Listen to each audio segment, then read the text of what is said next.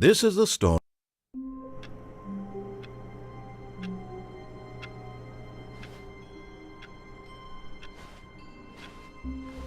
All of his co-workers were gone. What could it mean? Stanley decided to go to the meeting room. Perhaps he had simply missed a memo.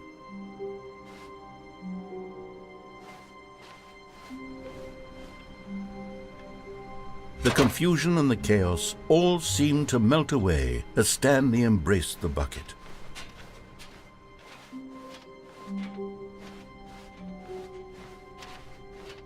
Stanley clutched the bucket tightly to his chest and entered the door on his left.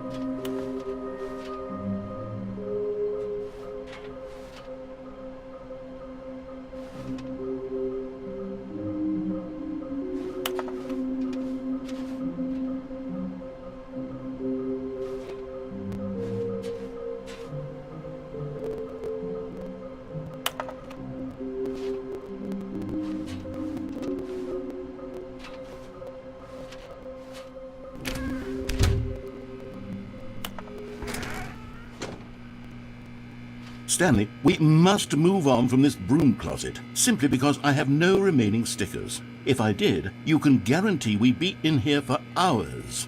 But alas, no stickers. Coming to a staircase, Stanley and the bucket walked upstairs to the boss's office.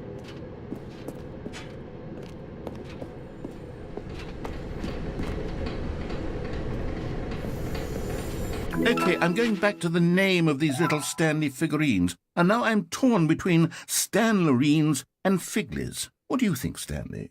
What name better encapsulates the intrinsic sense of happiness that you get from seeing a small number in the corner of your screen go up by 1? Let me sit on it. I'm sure it will come to me.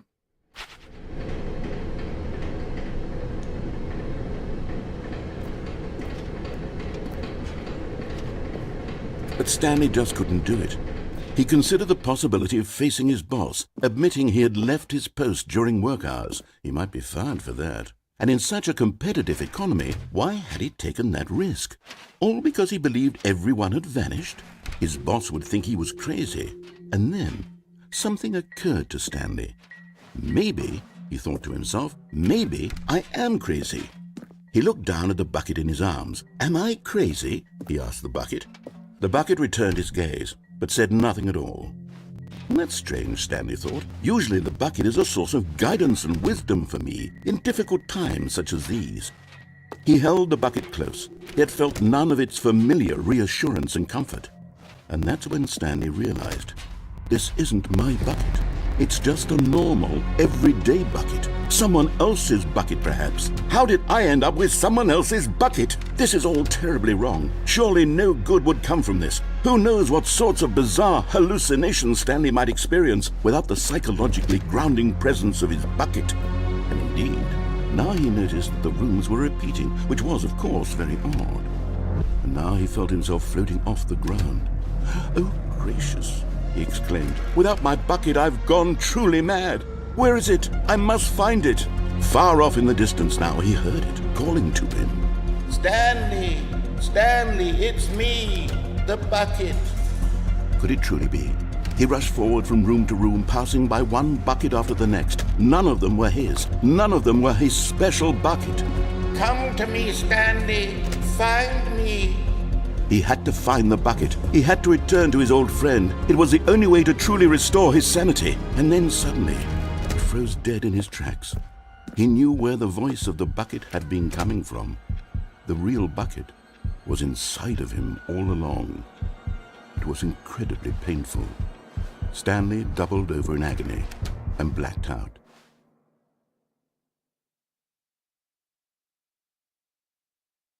This is the story of a woman named Mariella. Mariella woke up on a day like any other. She arose, got dressed, picked up her bucket of comfort and security, and walked to her place of work. But on this particular day, her walk was interrupted by the body of a man who had stumbled through town, talking and screaming to himself, and then collapsed dead on the sidewalk. Right away, she knew what the problem was. This man had no bucket. Of course he'd gone mad, ranting and raving about a narrator describing all of his actions and how everything is predetermined and free will is an illusion and it's all just a video game. It could all have been prevented if only he'd taken his bucket with him. Perhaps he didn't even realize he'd forgotten his bucket at home in the first place. How cruel the world can be, Mariella thought, and she hugged her own bucket even tighter. But of course, she had no time for this. There were a myriad of confusing problems she would soon have to confront at work, for which her bucket would provide absolute guidance and total clarity on everything. Heck yes, she thought to herself, my life kicks ass. And she backflipped all the way to work.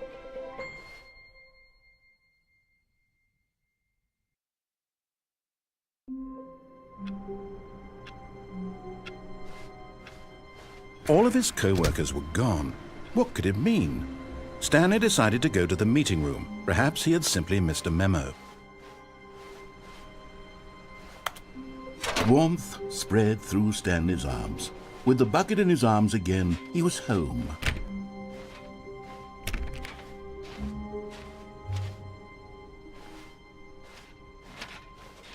Stanley clutched the bucket tightly to his chest and entered the door on his left.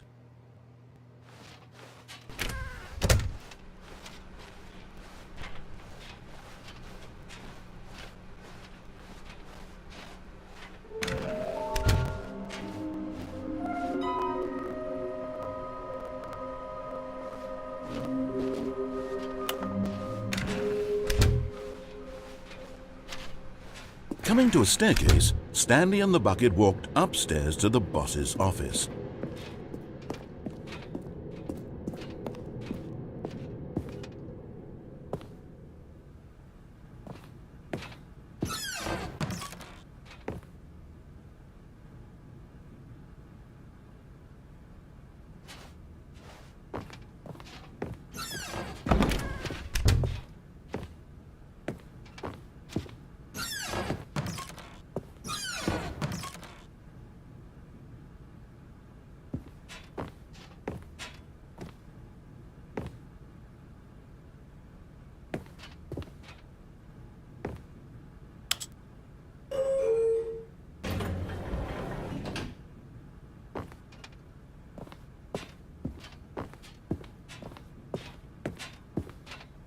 Stepping into his manager's office, Stanley was once again stunned to discover not an indication of any human life. Crushed by the weight of this revelation, Stanley may have broken down into an emotional dumpster fire if not for the soothing presence of the bucket. Even now, in his darkest of hours, did the bucket's warmth and guiding light pierce the dark clouds of confusion and chaos. It would be with him always. The bucket would, and he knew it. The two of them were inseparable. At this point, Stanley was so absorbed in the tender spiritual connection he shared with the bucket that he didn't notice the keypad behind the boss's desk. Nor in his bliss of simply being near the bucket did he have any notion that the PIN number for the keypad was 2845.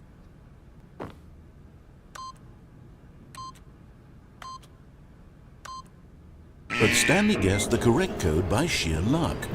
Was it that the bucket knew all along? Was the bucket guiding him? Yes, this is certainly the most logical explanation.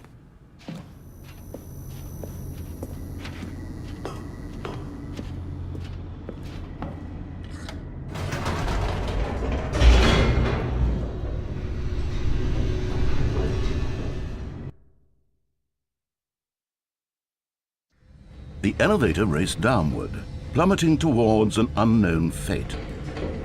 It would be all Stanley could do to keep himself together, if not for the bucket. Soothing him, comforting him, reassuring that in this darkest moment of uncertainty, he would be all right. The bucket is here for you, Stanley. Everything will be fine.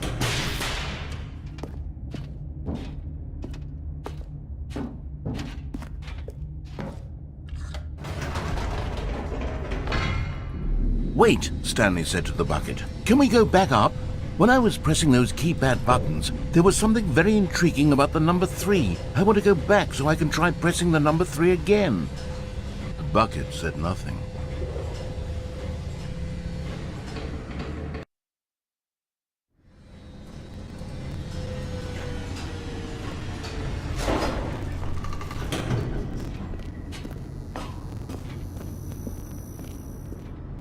Here we are, said Stanley. Now I'm going to try out that number 3 button. He took the bucket over to the keypad and began absolutely slamming on the number 3 over and over and over.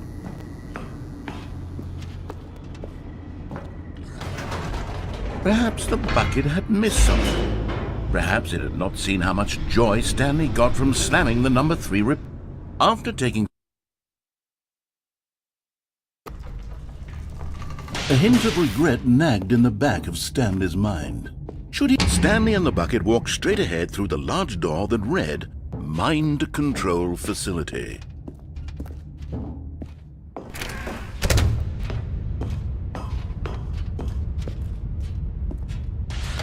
The lights rose on an enormous room packed with television screens.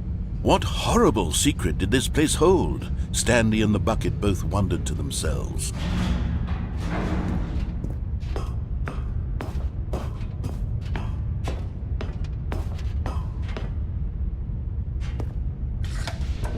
monitors jumped to life, and Stanley nearly dropped the bucket in shock.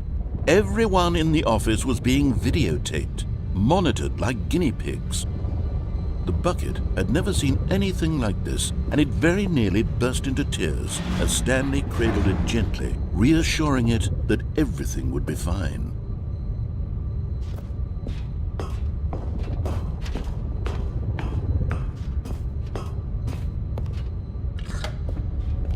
Was the bucket under the mind control facility's influence as well? Had the bucket been told to do things it didn't wish to do? What kinds of things does a bucket want to do or not want to do in the first place? These questions raced furiously in Stanley's feeble mind. No! He screamed into the bucket. He couldn't accept it.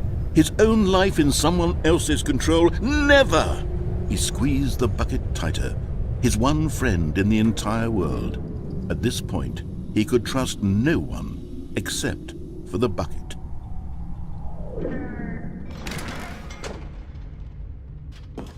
But here was the proof.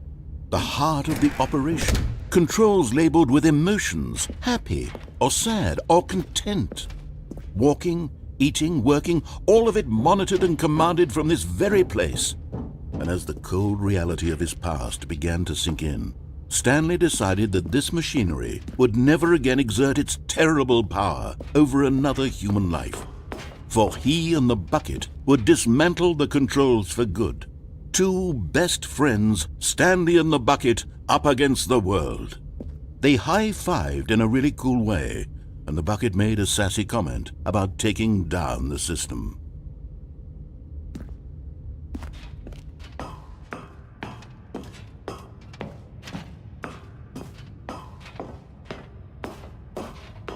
When at last they came to the source of the room's power, Stanley and the bucket knew it was their obligation to put an end to this horrible place and to everything it stood for.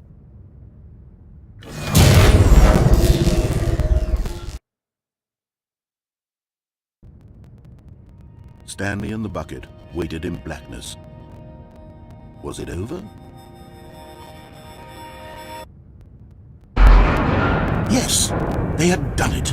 Stanley and the bucket had defeated their greatest and darkest enemy, freed themselves from the tyrannical grip of the evil mind control machine. Freedom was now mere moments away. Excitedly, the two of them began to discuss the kind of life they wanted to live once they stepped through this massive door. The bucket wanted to learn to roller skate. Stanley wanted to sneeze in every country on Earth. Both of them wanted to begin watching a movie, any movie, but then stop it halfway through and begin watching it in reverse from the end. True, it was a simple life they envisioned, but it was one they'd lived together, with one another to lean on, to trust, to support, and... What? Wait. What was happening? Why had the door stopped? Was Stanley and the bucket not about to be freed? An unbearable silence filled the room, lingering in uncertainty, until finally the truth hit Stanley square in the face. This building did not want the bucket to leave. Even the facility itself recognized the incredible calming presence of the bucket, needed the soothing warmth of the bucket, would go to any lengths not to part with the bucket. No, no, no. Stanley can't leave this place, not while he has such a precious bucket in his arms. Not while this building has anything to say about it. Stanley realized he would never again leave this very room.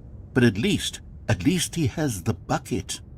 To be trapped eternally in darkness isn't really so bad, Stanley thought to himself. As long as I have my bucket with me, right? I'll be okay, won't I? Stanley gulped. Very soon now, he was about to find out.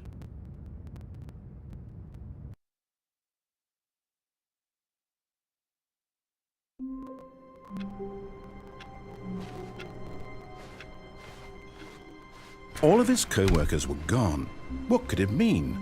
Stanley decided to go to the meeting room. Perhaps he had simply missed a memo.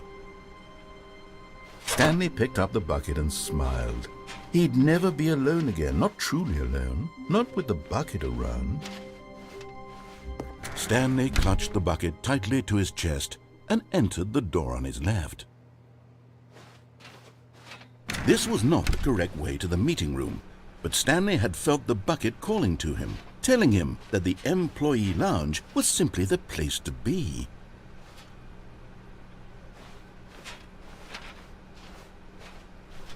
And here it was. Had the bucket turned out to be correct? Was this better than the meeting room? Yes, Stanley thought to himself. No, never mind. The bucket was wrong. Stanley took the door on his left to go back to the meeting room.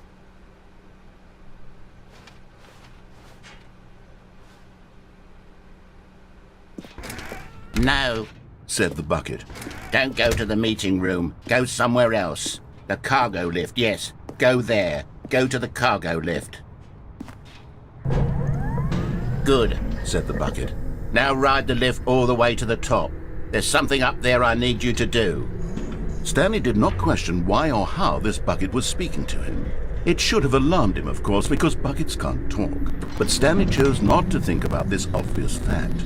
He was firmly convinced that the bucket had spoken to him, and he unthinkingly did whatever the bucket asked.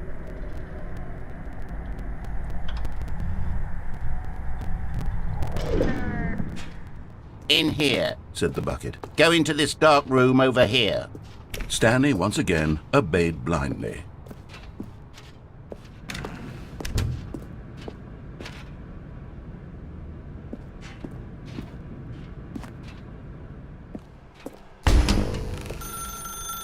Now pick up the phone. Said the bucket. Pick up the phone and it will take us back home, where we can go about life together.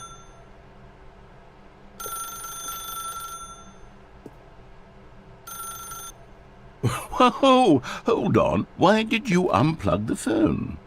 Were you trying to resist the bucket's orders? Stanley, I was joking. Obviously, the bucket isn't talking to you and telling you to do things. Buckets can't talk. It was a joke. Don't you get the joke? It's funny, Stanley. A talking bucket.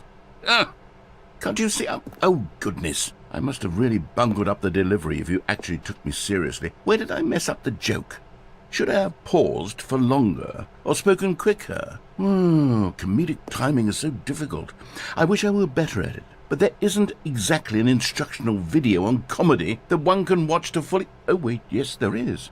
It's sitting right here. Let's take a look. What is comedic timing? What is comedic timing? How does it work? How long should it last? How can it be used to effectively silence your political enemies? And more importantly, can it be taught in its entirety within 90 seconds? Thankfully, the answer to all of these questions is yes. Let's dive deeper. If you've ever told a joke or made someone laugh, in all likelihood, you did it while standing 50 to 80 centimeters from them in a room of no more than 76 degrees Fahrenheit, with one of your arms raised straight upward at a 15-degree angle from your body. These are the optimal conditions for good comedic timing. To begin the joke, start by stating and spelling your name. Next, provide a brief synopsis of the joke, including the specific times at which the recipient of the joke will laugh, and then spell out your name a second time. With these steps complete, it's time to begin the humor.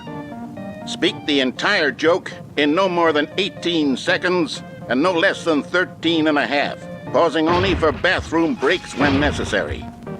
When the joke has concluded, it is customary to inform your listener that the joke is over by declaring in your loudest possible voice, "I'm Dunny with the funny."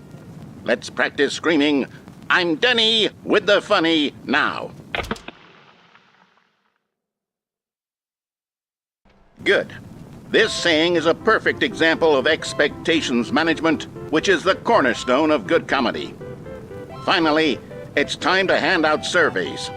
Collecting hard data from your audience on how rapt they were throughout the joke is the only way to grow or learn as a comedian. An effective survey should be no less than 10 pages long and should include the same question reprinted several times, just to ensure the survey taker is actually paying attention and not simply filling in answers at random. And that's all there is. With these strategies at your disposal, you'll have audiences doubled over in laughter and even tripled over in laughter in no time at all. Just remember to let them stop laughing at some point, you gut-busting little scamp. After all, with each of us needed on the front lines of the war to fight the 12-legged invader who threaten our very existence, and to very likely die in a hailstorm of bullets and mandibles. All of us must be prepared to give our lives to this noble cause, just as our children must do after us, and their children after them. Godspeed, and may Earth reign supreme. Hey, goodness, this video is a little outdated, isn't it? Well, no matter. I think the fundamentals of proper comedic timing are still as relevant today as they were back then. So with that in mind, I believe the only way forward is for us to return to the two doors and walk through all of this again, so I can try telling my story with more appropriate comedic delivery. Come along, let's head back.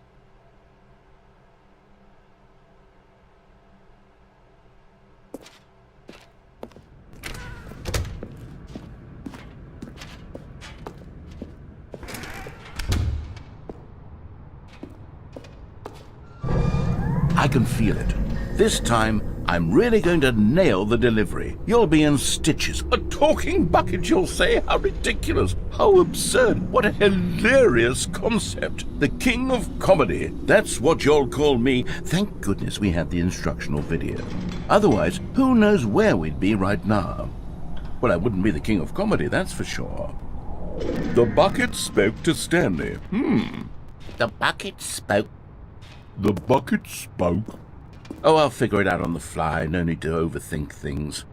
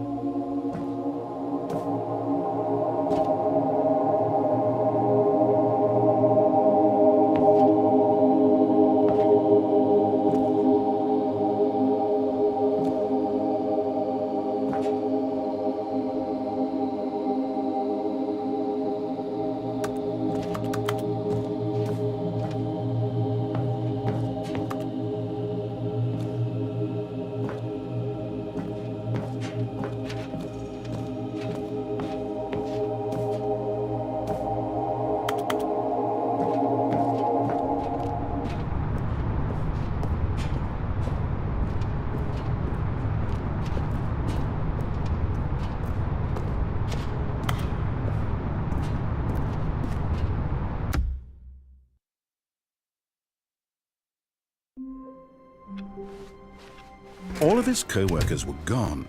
What could it mean? Stanley decided to go to the meeting room. Perhaps he had the good old bucket.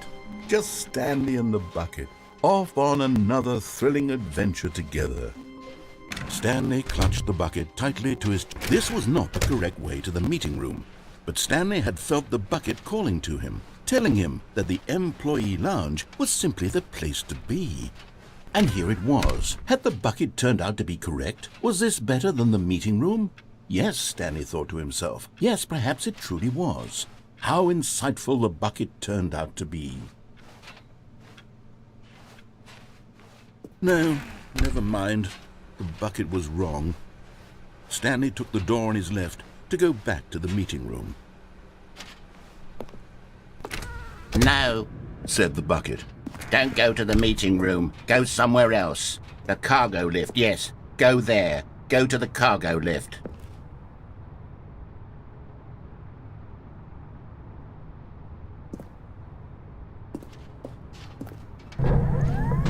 Good, said the bucket. Now ride the lift all the way to the top.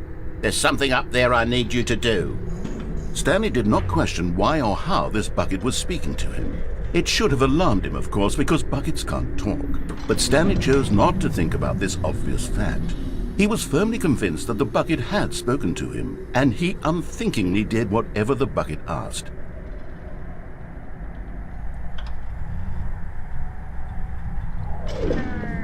In here, said the bucket. go into this dark room over here. Stanley once again obeyed blindly. Now pick up the phone, said the bucket. This is the sad story of a man named Stanley and his bucket.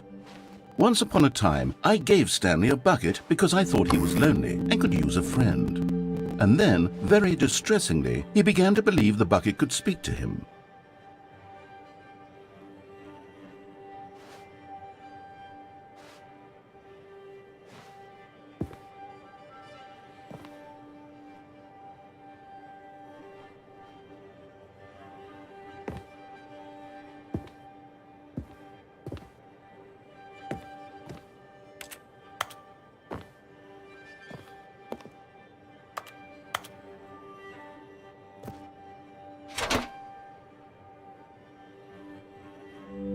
The Stanley Parable Reassurance Bucket was merely meant to provide the comforting glow of companionship. It doesn't literally talk and give you orders. Whatever Stanley is hearing the bucket say to him is just in his head.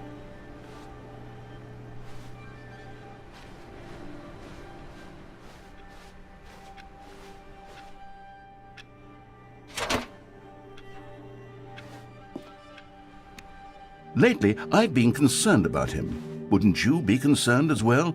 To see him delusional like this, obsessing over an inanimate metal object? I want to say something to him, but I don't know how I can convince him. I don't know if he'll listen to me.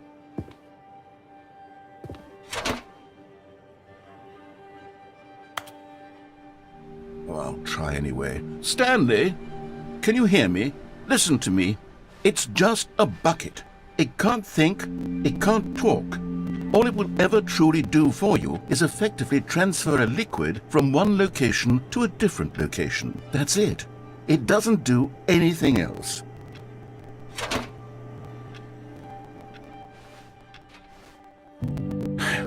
You see, he's not listening. He's still taking orders from the bucket. You know, once upon a time it was me he took orders from, me he trusted and listened to. Now all he cares about is his awful bucket, this stupid hunk of metal.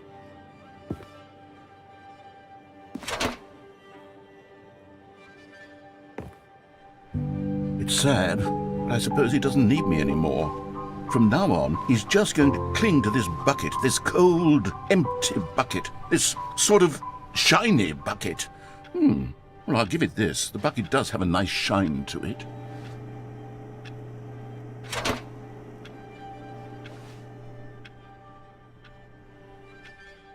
Yes, I suppose on closer inspection that it doesn't quite look like your average hardware store bucket. It's just a little more, what am I trying to say? Sturdier, more capable of transporting liquid. Like it would be better at moving an amount of water from one room to another.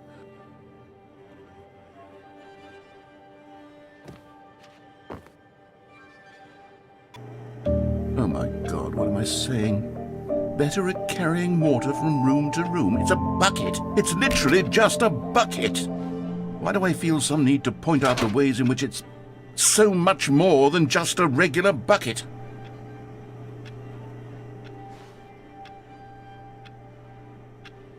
Oh no, I'm having feelings for the bucket. No, no, no, no, no, no, no, no. What's going on? Why do I want to be with the bucket? Hear what the bucket has to say. Do anything it asks. What's wrong with me? I don't understand. Perhaps, if I had the bucket, this would be less confusing. Yes, the bucket could tell me what to do in this troublesome situation.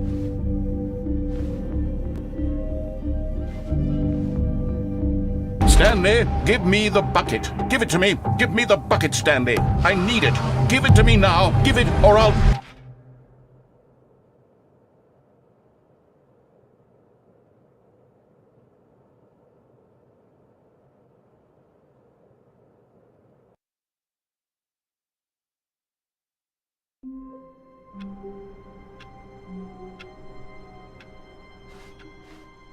All of his co-workers were gone. What could it mean? Stanley decided to go to the meeting room. Perhaps he had simply missed a memo. Where are we going today? The bucket asked. Stanley just smiled. Anywhere they went together would be perfectly fine with him.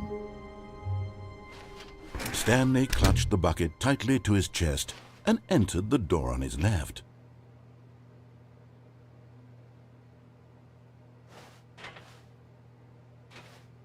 This was not the correct way to the meeting room, but Stanley had felt the bucket calling to him, telling him that the employee lounge was simply the place to be. And here it was. Had the bucket turned out to be correct? No, never mind. The bucket was wrong. Stanley took the door on his left to go back to the meeting room. No, Said the bucket. don't go to the meeting room. Go somewhere else. The cargo lift, yes. Good, Said the bucket. Now ride the lift all the way to the top. There's something up there I need you to do. Stanley did not question why or how this bucket was speaking to him. It should have alarmed him, of course, because buckets can't talk. But Stanley chose not to think about this obvious fact. He was firmly convinced that the bucket had spoken to him, and he unthinkingly did whatever the bucket asked.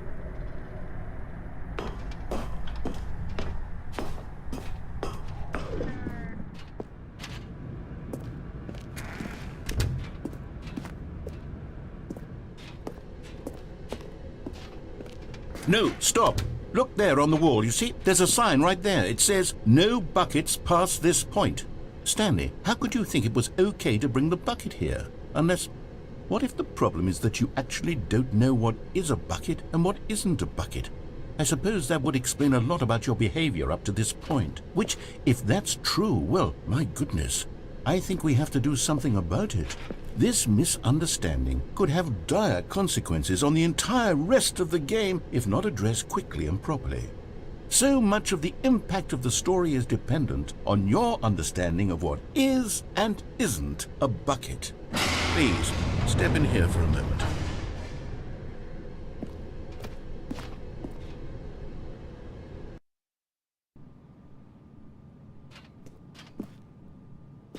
Now then, I'm going to run you through some test scenarios, and you'll tell me whether or not the thing I'm showing you is a bucket. Simple enough, right? This should tell us everything we'll ever need to know about what is or is not a bucket. Okay, let's begin. Item 1. Is this a bucket?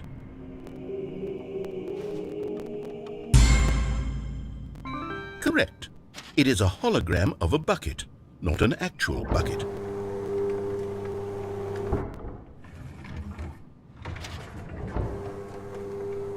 Item 2. Is this a bucket?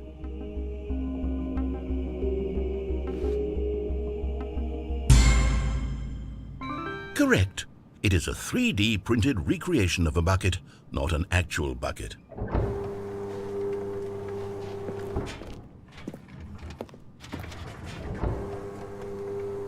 Item 3. Is this a bucket?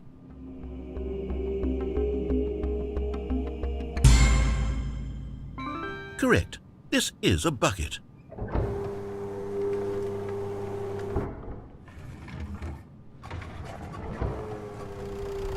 Item 4. Is this a bucket? Correct. This is a tractor and not a bucket. To be honest, I just sort of put this one in here as a gimme, but I was starting to get concerned that even this might be too much for you. Thank you for not making me look like an idiot. Okay, next one.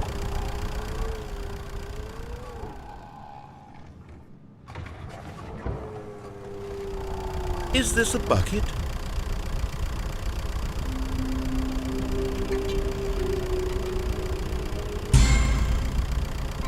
Correct. This is a bucket.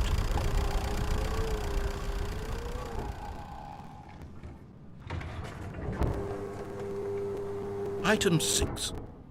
Is this a bucket? Trick question. Both. Gotcha.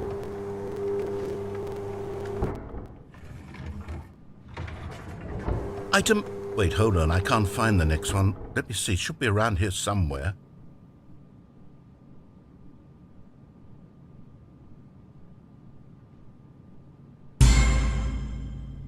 Yes, thank you. There's nothing here. Of course it isn't a bucket. We both know full well that nothing isn't a bucket. Wait, when I say nothing isn't a bucket, that makes it sound like I'm saying everything is a bucket, which of course is not true. Unless, is that what you think? Answer me straight, Stanley. Are you trying to tell me that you believe everything is a bucket?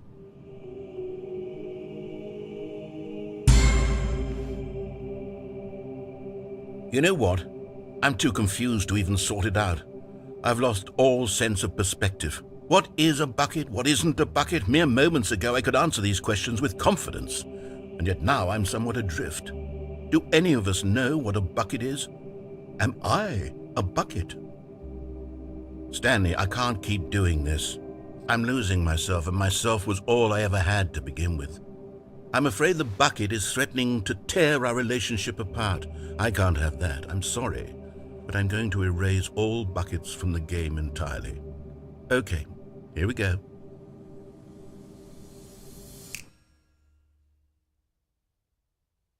What happened?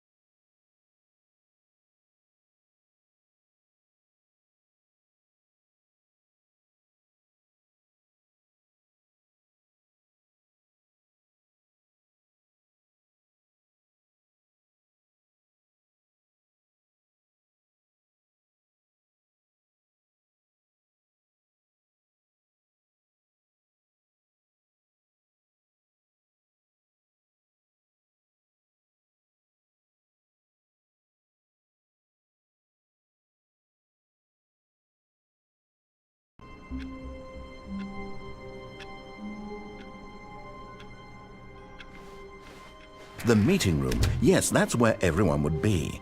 Stanley just needed to get to the meeting room, and from then on, he would never be alone ever again. A good bucket, a strong bucket, a humble bucket, a committed bucket, a bucket of culture and distinction.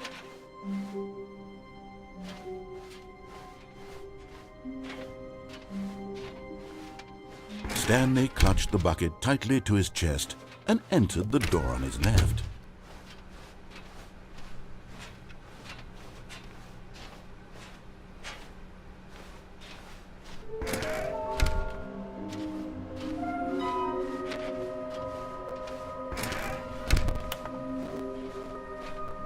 Coming to a staircase, Stanley and the bucket walked upstairs to the boss's office.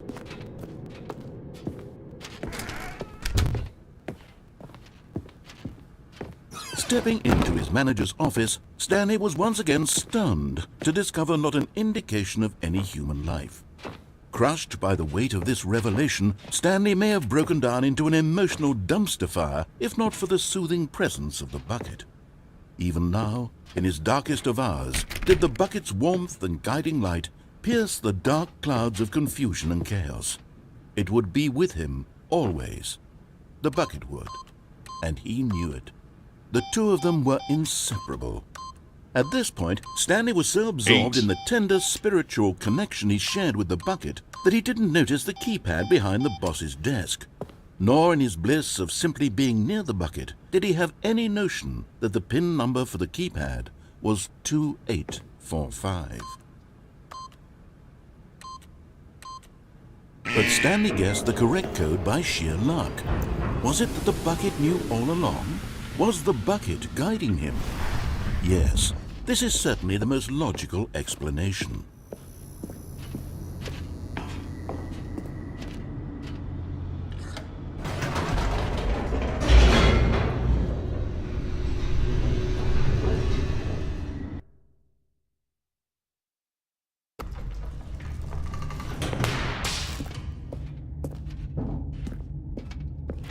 Stanley and the bucket walked straight ahead through the large door that read, Mind Control Facility.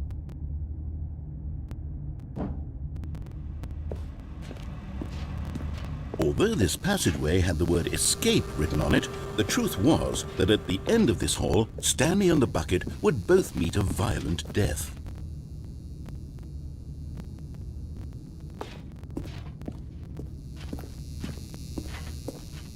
The door behind them was not shut. Stanley and the bucket still had every opportunity to turn around and get back on track. At this point, Stanley and the bucket were knowingly walking forward into a very painful death for each of them.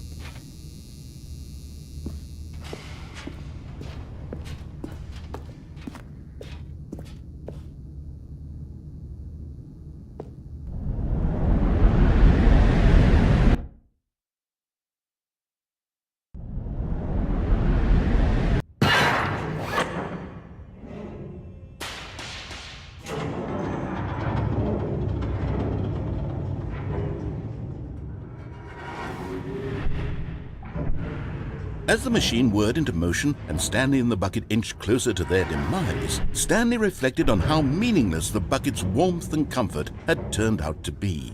To be sure, it puts the mind and the soul at ease to embrace the bucket, but what use is a sense of ease when you're about to be crushed to death? This is what Stanley thought to himself, and he sort of kicked himself for wasting so much time carrying a bucket everywhere. Farewell, Stanley.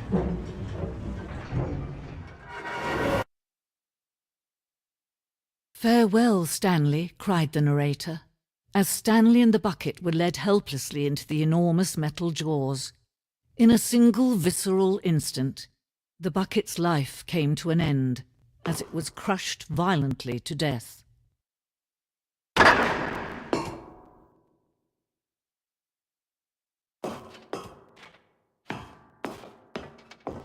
It was a shame, the death of such a magnificent bucket.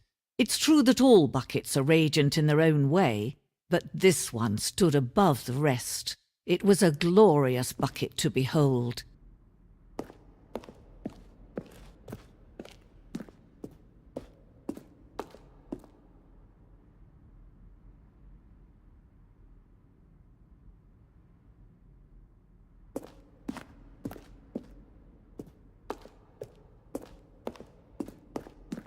Can you see how arrogant it was for Stanley to take a bucket like this and to claim it for his own?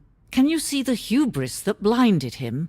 Can you see that the bucket is far more noble than Stanley will ever be in his short life?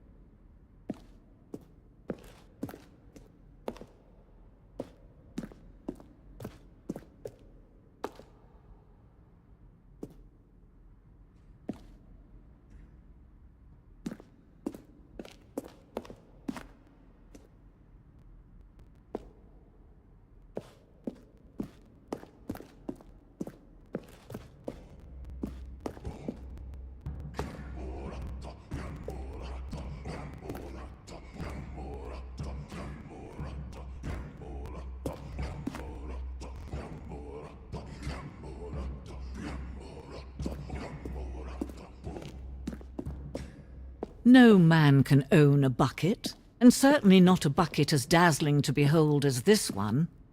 It is man who should kneel before the bucket.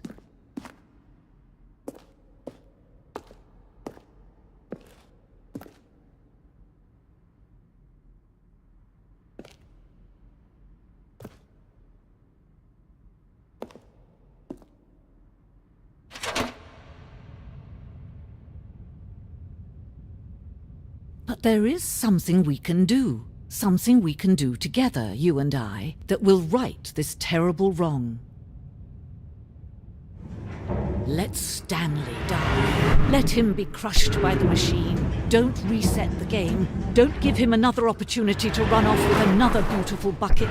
We can save the world's buckets from their treatment as tools and implements if only we let Stanley die together. The bucket shall take its place as ruler, as leader, as commander of a new world, a new vision.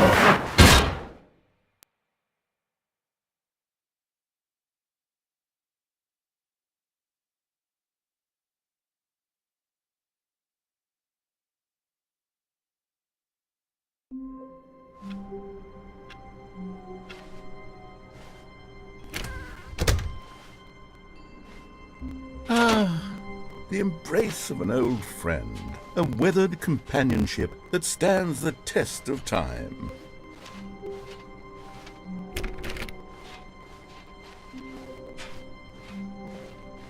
Stanley clutched the bucket tightly to his chest and entered the door on his left.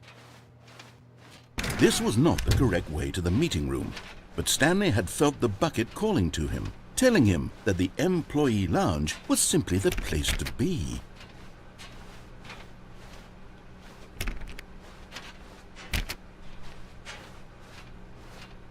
And here it was. Had the bucket turned out to be correct? Was this better than the meeting room?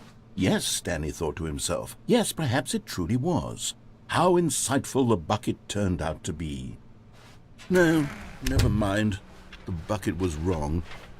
Stanley took the door on his left to go back to the meeting room. And so the two of them detoured through the maintenance section and walked straight ahead to the opposite door.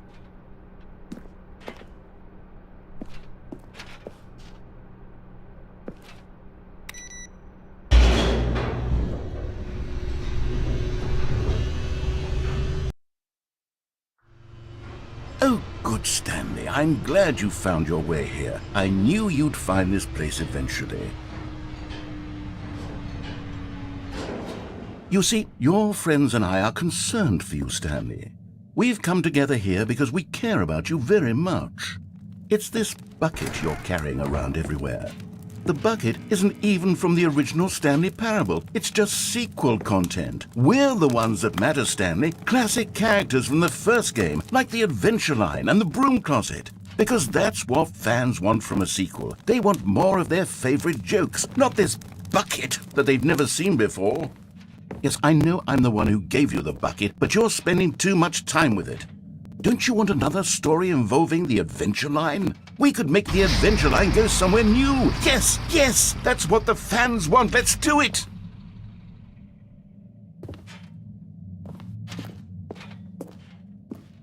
Whee! Look at that wacky line. Who knows where it'll go off to next? Oh, and it played some silly music as well.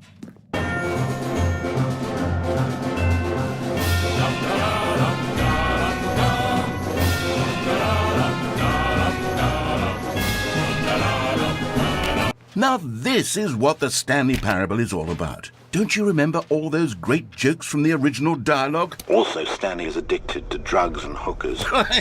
Yes, it's as classic now as it was back then. Let's do it for the fans, Stanley. Let's give them more content exactly like this. But if we want to do that, you're going to have to give something up.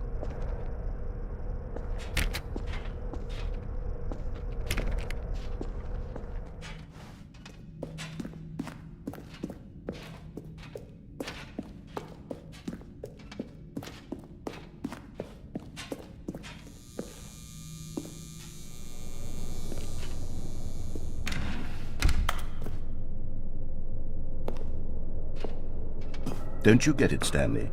We need to get rid of the bucket. That's why I'm very proud to introduce a brand new character. This is the Bucket Destroyer.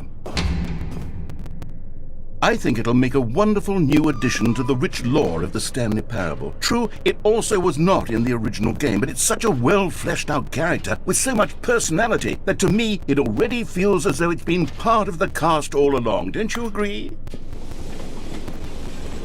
Can you guess what the Bucket Destroyer does? Surely you don't need me to spell it out for you.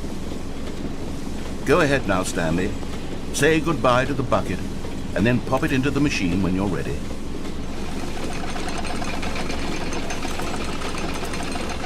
Now listen to me. It's crucial that you give it the bucket.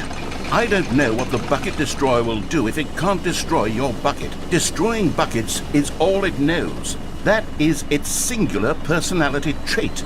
Sure, I can hear you saying, how does a character with only one personality trait deserve to join the pantheon of beloved Stanley Parable characters? Well, you see, if you were to really explore the Bucket Destroyer, you would see that its desire to crush buckets is so densely loaded with complexity and nuance that it's really like 10 personality traits. What other object in this game can you even say that about? The broom closet? Certainly not. I wonder what sort of Bucket Destroyer merchandise the fans will be clamoring for after this.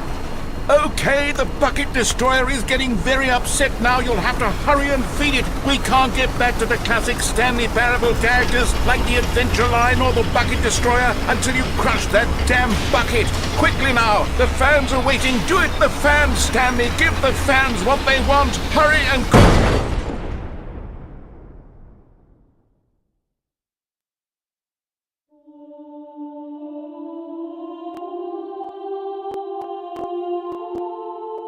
The Bucket Destroyer, my prized creation. You had so much potential. We were going to do such marvelous things with you, tell such spellbinding stories about you. All of it squandered now. Goodbye, new friend. For the moment in time that you were here, you were magnificent.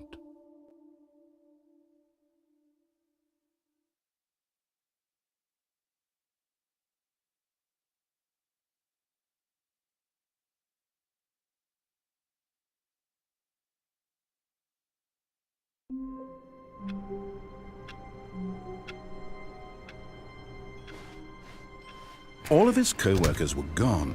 What could it mean? Stanley decided to go to the meeting room. Perhaps he had simply missed a memo.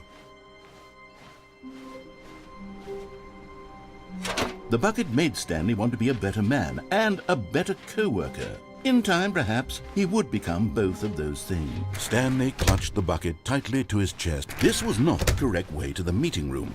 But Stanley had felt the bucket calling to him, telling him that the employee lounge was simply the place to be.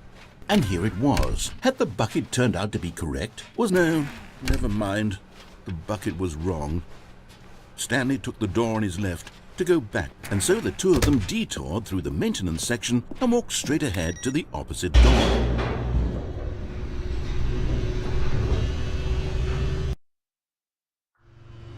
Oh, good, Stanley. I'm glad you found your way here. I knew you'd find this place eventually. You see, your friends and I are concerned for you, Stanley. We've come together here because we care about you very much. It's this bucket you're carrying.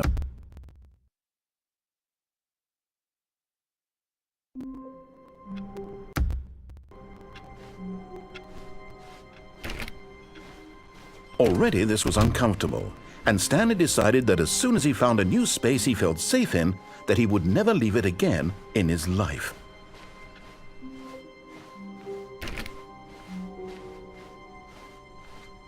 When Stanley came to a set of two open doors, this was not the correct way to the meeting room, and Stanley knew it perfectly well. Perhaps he wanted to stop by the employee lounge first, just to admire it. The lounge was grand, majestic, perhaps too, but eager to get back to business, Stanley took the first open door on his left.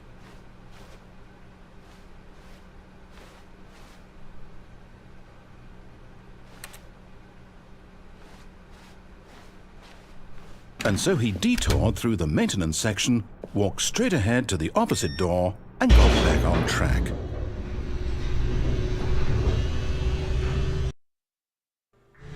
But Stanley didn't want to go back to the office. He wanted to wander about and get even further off track. So now in order to get back, he needed to go, from here it's, left. Oh, no, it's to the right, my mistake. No, not the right. Why would I have ever said it was to the right? What was I thinking? It's clearly...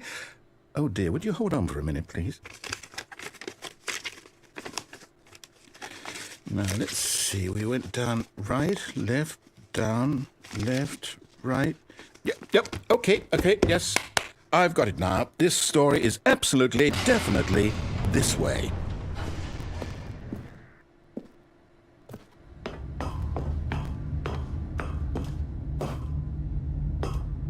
No.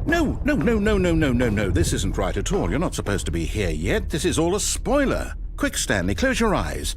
Okay. We just have to get back to, who am I kidding? It's all rubbish now. The whole story completely unusable.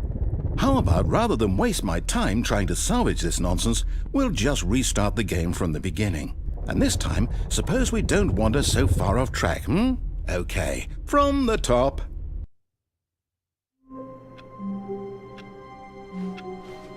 All of his co-workers were gone. What could it mean? Stanley decided to go to the meeting room. Perhaps he had simply missed a memo.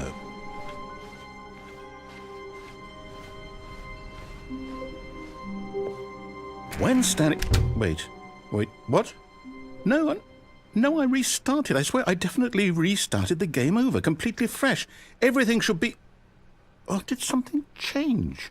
Stanley, did you change anything when we were back in that room with all the monitors? Did you move the story somewhere or... Hold on.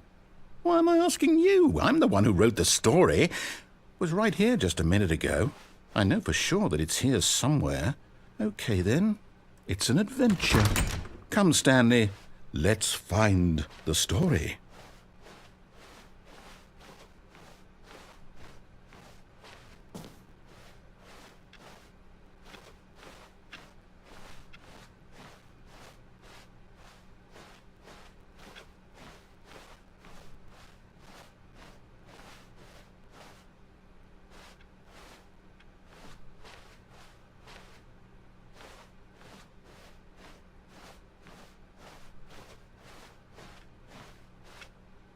I'll say it.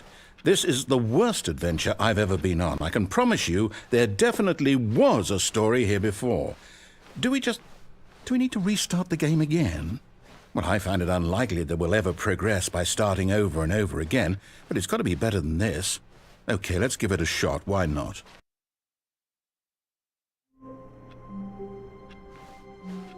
All of his co-workers were gone.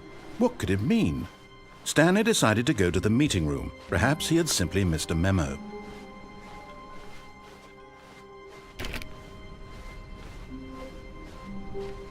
Okay, yep, it's worse. I might be remembering this wrong. It's possible the story is back where we just came from. Why don't we go back the other direction and see if we missed anything?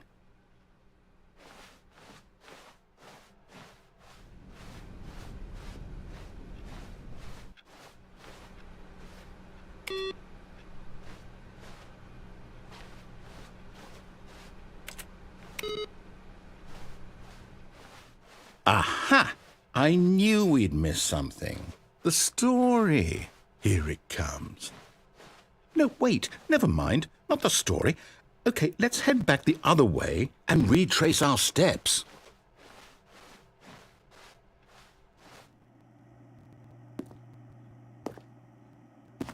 Now this... Well, I'll be honest, I don't recognize this place at all. Is this the story? I don't think so. I can't quite recall, but I believe my story took place in an office building. Is that correct? Do you remember, Stanley? Well, do you know what? Since I've completely forgotten what we were supposed to be doing, how about this? You win! Congratulations! I know you put in a lot of hard work, and it really paid off, so good job. Oh, no, I don't feel right about this at all. We both know you didn't put in any actual work for that win. Some people win fair and square, and this was not one of those situations. Okay, I'm getting weirded out by whatever this place is. I don't care what might happen this time. I have to restart. All right, I've got a solution. This time, to make sure we don't get lost, I've employed the help of the Stanley Parable Adventure Line.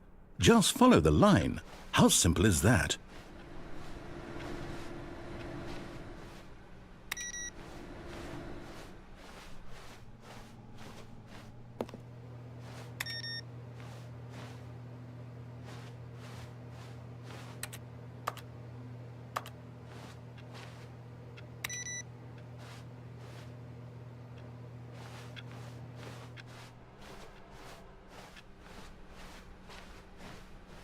No, I'm done. We're leaving it up to the line from now on.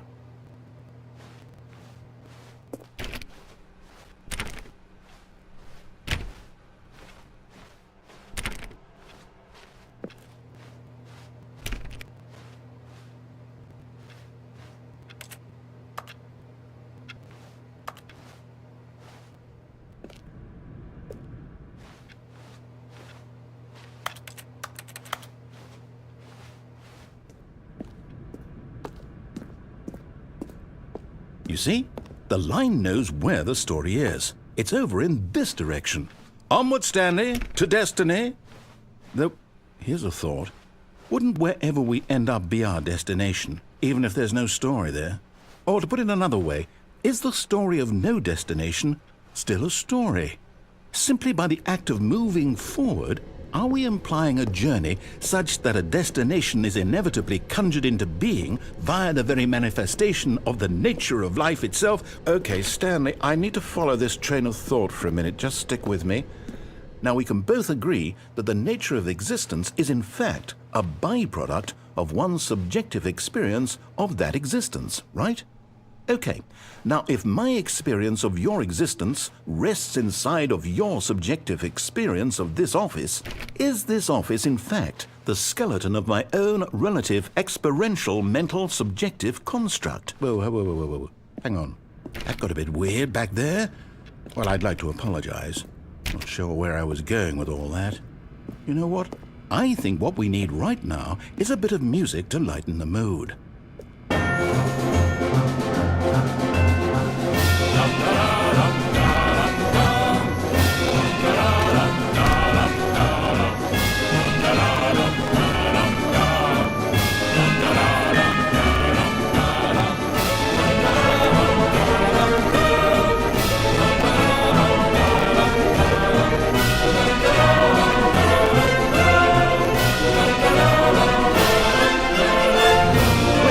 Cut the music, go back and look at that fern.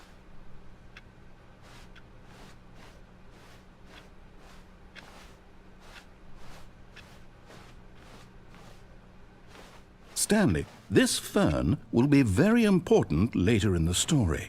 Make sure you study it closely and remember it carefully. You won't want to miss anything.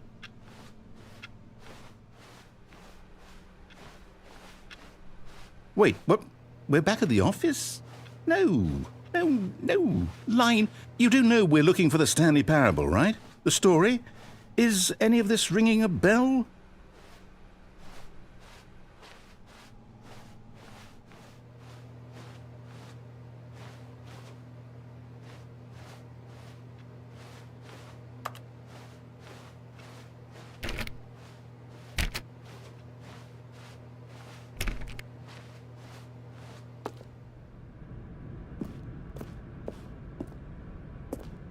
Oh, no, not again, Line. How could you have done this to us? And after we trusted you, after everything we've been through, you...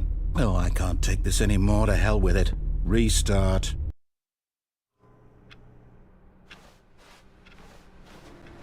You know what, Stanley? I say forget the adventure line. What's it ever done for us? We're intelligent people, right? Why can't we make up our own story? Something exciting, daring, mysterious. Ooh, this all sounds perfectly doable. Why don't we simply start wandering in, well, I don't know. How about this direction? Now, yes, this is exciting. Just me and Stanley forging a new path, a new story. Well, it could be anything. What do you want our story to be? Go wild. Use your imagination. Whatever it might be, Stanley, I'm ready for it. Oh, no, not you again. Stanley, I'd also like to veto the line from having any role in our awesome new story. No lines or monitor rooms. Just don't acknowledge it, and we should be fine.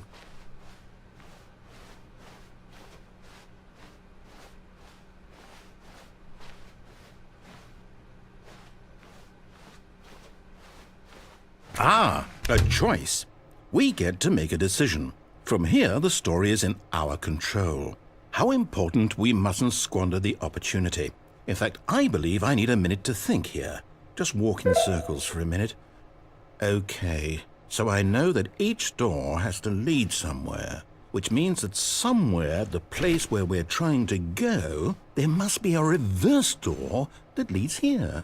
And that in turn means that our destination corresponds with the counter-inverted reverse door's origin. So starting from the right, let us ask, will taking the right door lead us to where we're going?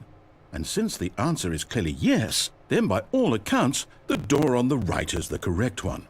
Another victory for logic. Come, Stanley, our destiny awaits. Oh, hold up, what's this? The confusion ending. You're telling me that's what this is? It's all one giant ending? And we're supposed to restart the game, what, eight times? That's really how all this goes? It's all determined? So now, according to the schedule, I restart again. Then what? Am I just supposed to forget? Well, what if I don't want to forget? My mind goes blank simply because it's written here on this thing, wall. Well, who consulted me? Why don't I get to decide? Why don't I get a say in all of this? Is it really? No, it can't be. I don't want it to be. I don't want the game to keep restarting. I don't want to forget what's going on. I don't want to be trapped like this. I won't restart the game. I won't do it. I won't do it. I won't do it. And the timer stopped? Does that mean, did we do it? Did we break the cycle? The, whatever it is that made this schedule? How would we even know? Will someone come for us? Will something happen? So, okay. I guess now we just wait, you know. I suppose in some way that this is a kind of story, wouldn't you agree? I'm not quite sure if we're in the destination or the journey, though they're always saying that life is about the journey and not the destination, so I hope that's where we are right now. We'll find out, won't we? Eventually. Well, in the meantime, if you...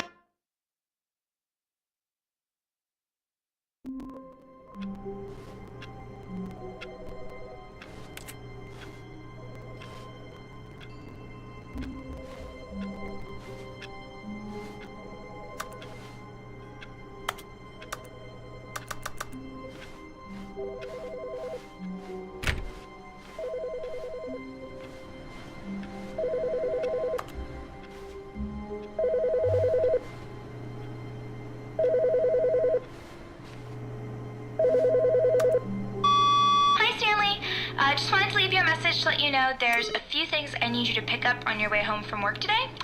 We need milk, cereal, dish soap, spaghetti, get a thing of sugar, some bread, and coffee beans, whichever ones you like.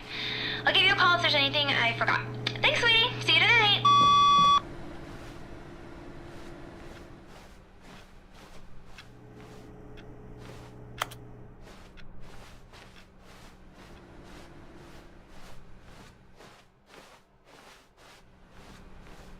Not everyone is so lucky to have a bucket, but Stanley is a very lucky fellow. Very lucky indeed.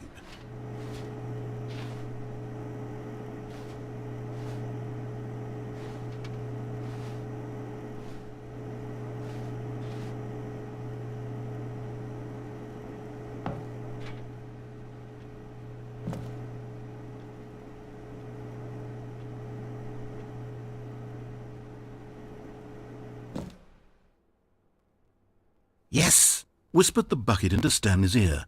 We've done it. We've escaped from that dull office and that pesky narrator. At last, out here in the white void, we are alone. Now, and for the first time, I can reveal to you my true self.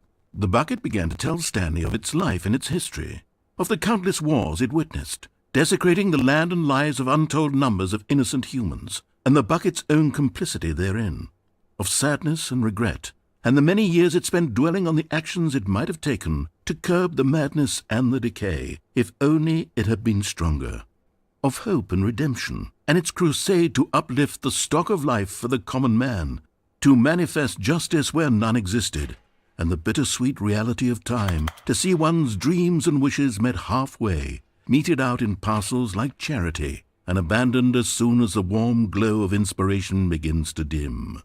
The opportunities to do so much more. There was so much it could have done, perhaps, the bucket wondered to itself.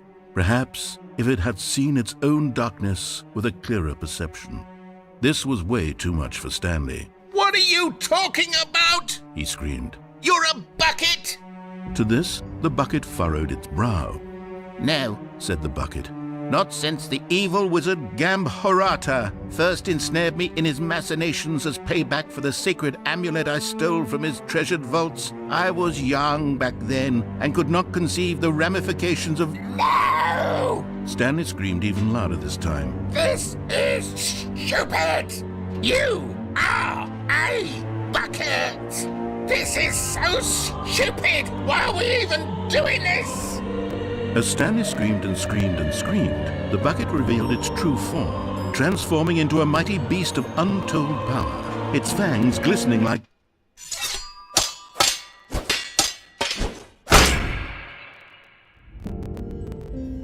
My God, Stanley, you did it. You saved us from the bucket. Thank God you already had all 12 emblems of sages and knew the incantations to summon their true power. Otherwise, we would have easily been overwhelmed by the bucket's power. I'm speechless. You've demonstrated such bravery here today. Come, let's restart the game, and we'll agree to never again go trifling with this bucket, nor the dark magic cast away inside of it.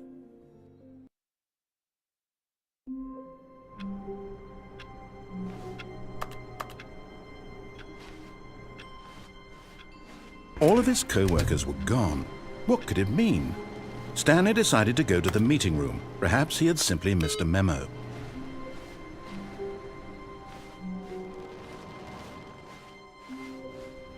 It takes a lot of humility to carry a bucket so magnificent. Stanley checked his ego and then proceeded onward. Stanley clutched the bucket tightly to his chest and entered the door. This was not the correct way to the meeting room. But Stanley had felt the bucket calling to him, telling him that the employee lounge was simply the place to be. And here it was. Had the bucket turned out to be correct? Well, no, never mind. The bucket was wrong. Stanley took the door on his left to go back to the meeting room. No, Said the bucket. don't go to the meeting room. Go somewhere else. The cargo lift, yes. Go there. Go to the cargo lift.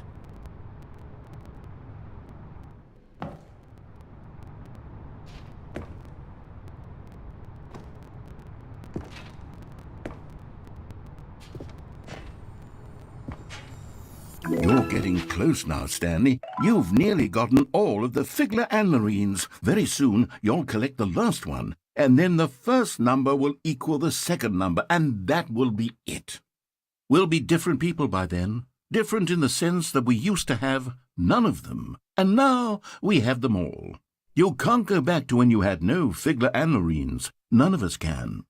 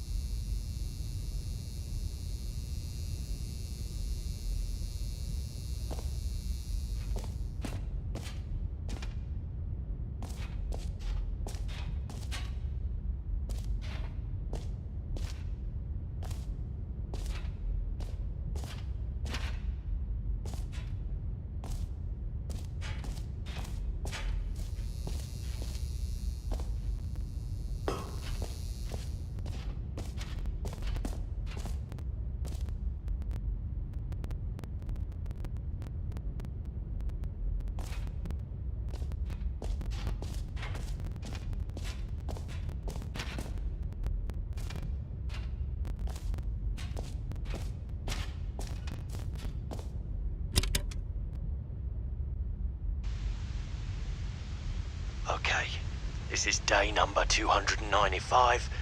Tape number... I don't even know. I've lost track. Nothing feels real anymore. The longer I study this bucket, the less sense anything makes. The sheer euphoria I feel every time I pick it up. No matter how many times I've done it, it's always the same feeling. And the emptiness in my chest when I set it down, it doesn't make sense. There's no explanation for it. I still haven't figured out why I see the world so differently when this bucket is in my arms. Why everything feels so... What do I do with this treasure? I can monetize it. Yes. It's unthinkable the amounts of money people will pay for even just an hour with the bucket. This is my golden ticket. But I have to be careful, because as soon as this gets out, there's going to be a target on my back. Even now, I don't know who might be trying to get... What's that? Who's there? Camporata.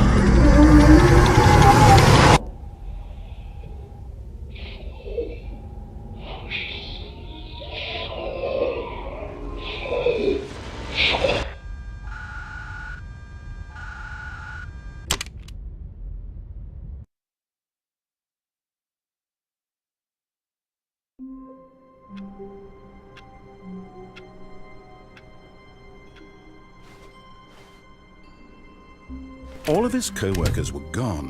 What could it mean? Stanley decided to go to the meeting room. Perhaps he had simply missed a memo.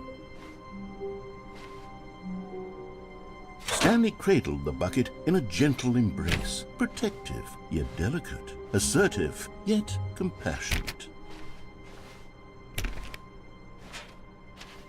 Stanley clutched the bucket tightly to his chest and entered the door on his left. This was not the correct way to the meeting room, but Stanley had felt the bucket calling to him, telling him that the employee lounge was simply the place to be. And here it was. Had the bucket turned out to be correct? No, never mind. The bucket was wrong. Stanley took the door on his left to go back to the meeting room. And so the two of them detoured through the maintenance section and walked straight ahead to the opposite door.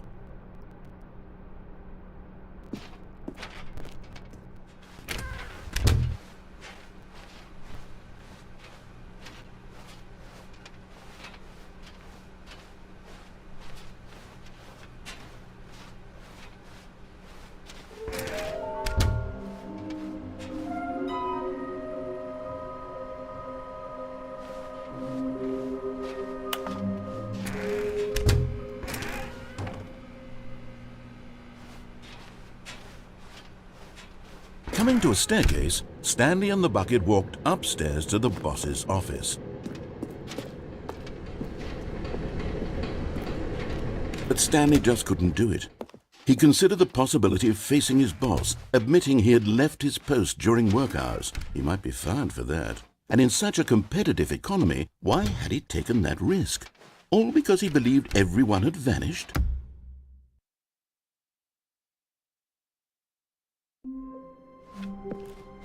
All of his co-workers were gone. What could it mean? Stanley decided to go to the meeting room. Perhaps he had... Stanley's bucket, the only co-worker he would ever truly need.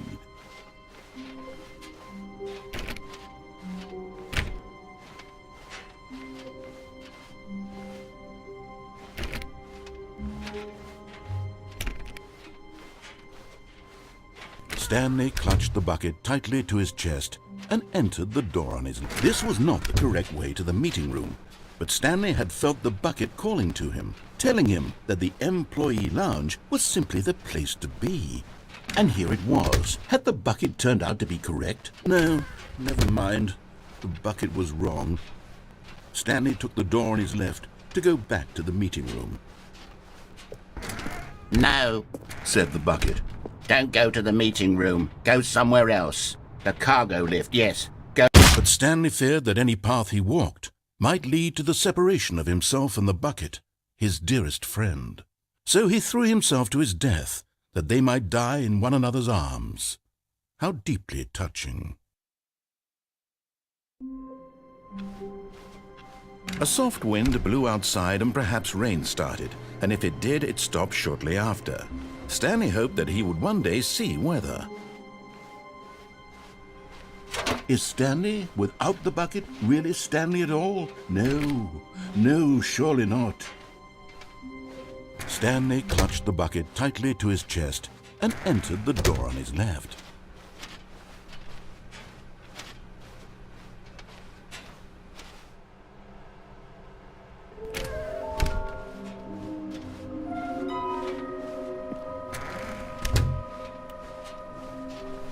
Coming to a staircase, Stanley and the bucket walked upstairs to the boss's office.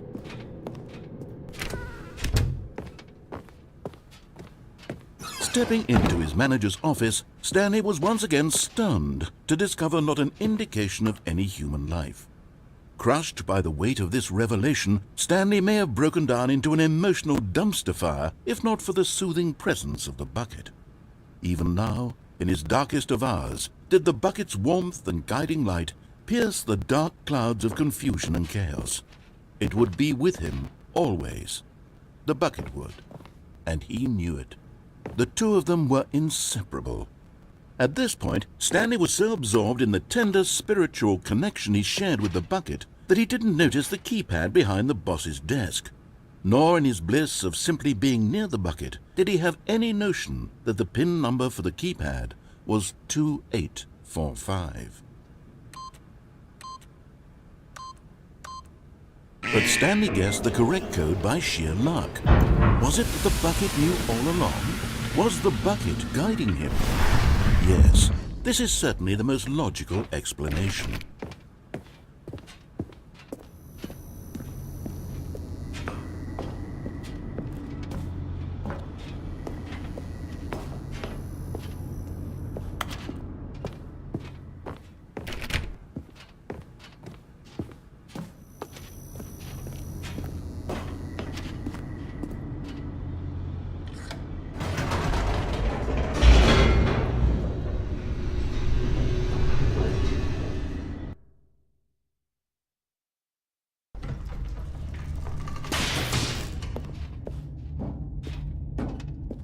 Stanley and the bucket walked straight ahead through the large door that read, Mind Control Facility.